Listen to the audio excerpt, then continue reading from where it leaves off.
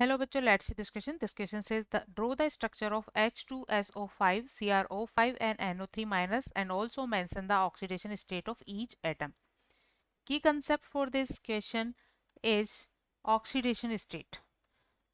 Key concept for this question is oxidation state of different atoms present in the compound.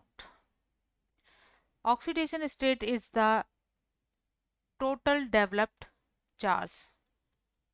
Total developed charge on an atom when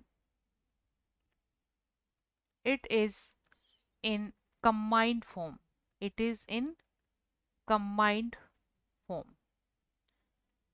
और charge develop होने का reason होता है bonded atoms में electronegativity difference, जिसे हम delta EN से represent करते हैं. मोर इलेक्ट्रोनेगेटिव एलिमेंट पर नेगेटिव चार्ज डेवलप होता है और इलेक्ट्रोपॉजिटिव एलिमेंट पर पॉजिटिव चार्ज डेवलप होता है. अगर उनके बिटवीन सिंगल बॉन्ड हो तो -1 +1 चार्ज डेवलप होता है, डबल बॉन्ड होने पर -2 +3 और ट्रिपल बॉन्ड होने पर -3 +3 चार्ज डेवलप होते हैं.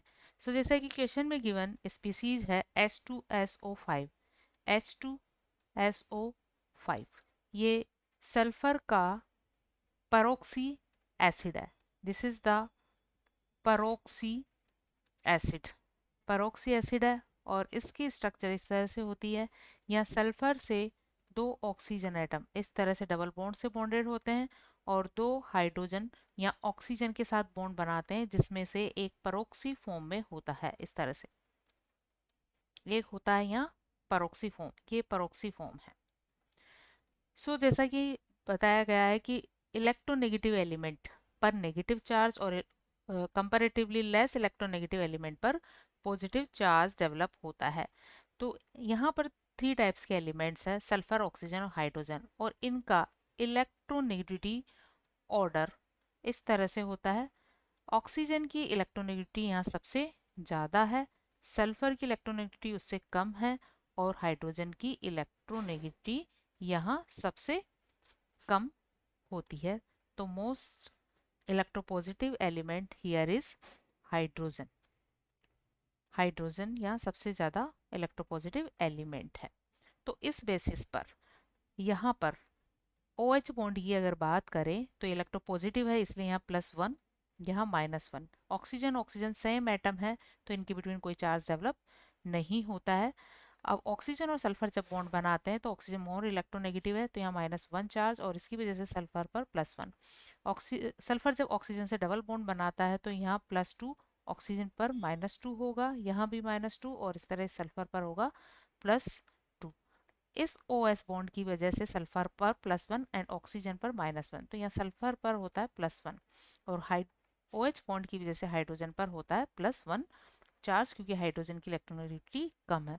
तो अगर हम सल्फर की बात करें तो सल्फर पर डेवलप टोटल चार्ज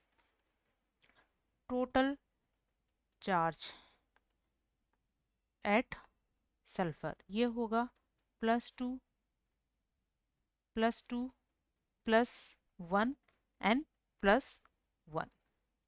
+2 +2 +1 +1 और इस तरह से हो जाता है +6. ये हो जाता है टोटल +6. तो ये सल्फर +6 ऑक्सीडेशन स्टेट में है. इसके अलावा हाइड्रोजन या +1 में है, ऑक्सीजन या 2 तरह की ऑक्सीडेशन स्टेट में है. ये है -2 -2 -1 -1 और यहाँ पर ये होगा -1 एंड -1, हाइड्रोजन के साथ -1 और सल्फर के साथ भी -1, तो ये हो जाता है ओवरऑल -2. नेक्स्ट कंपाउंड है CrO5. CrO5 और ये भी एक परोक्सी कंपाउंड है. यहाँ भी ये भी क्या है, परोक्सी कंपाउंड है. इसकी स्ट्रक्चर इस तरह से होती है. क्रोमियम यहाँ 2 ऑक्सीजन एटम से इस तरह से एक साइक्लिक पेरोक्सो कंपाउंड का फॉर्मेशन करता है और एक ऑक्सीजन एटम से ये डबल बॉन्ड बनाए हुए होता है. अब क्योंकि यहाँ क्रोमियम की ऑक्सीडेशन स्टेट, क्रोमियम की जो इलेक्ट्रोनेगेटिविटी होती है क्रोमियम की, ये कम होती है ऑक्सीजन की इलेक्ट्रोनेगेटिविटी से।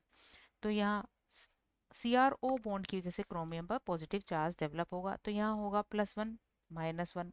ये सेम एटम्स के बिटवीन है तो कोई चार्ज डेवलप नहीं होगा, तो यहाँ होगा -1 और इस CRO बॉन्ड की वजह से हो गया +1। CR डबल बॉन्ड O की वजह से हो गया +2 एंड यहाँ -2। यहाँ पर होगा -1 और -1 एंड +1। तो इस तरह से क्रोमियम पर टोटल चार्ज